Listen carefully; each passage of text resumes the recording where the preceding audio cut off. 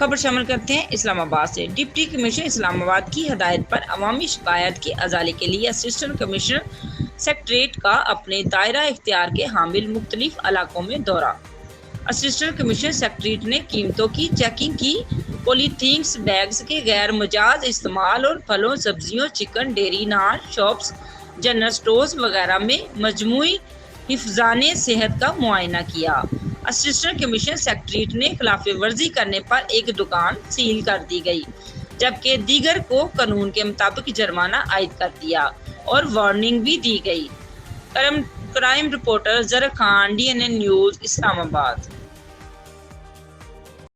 خبر شامل کرتے ہیں اسلام آباد سے۔ اسلام آباد کچہری میں قتل کی واردات۔ واقعہ وکلا چیمبر کے قریب پیش آیا۔ ملزم سلیمان کو اعلیٰ قتل سمیت گرفتار کر لیا گیا ہے۔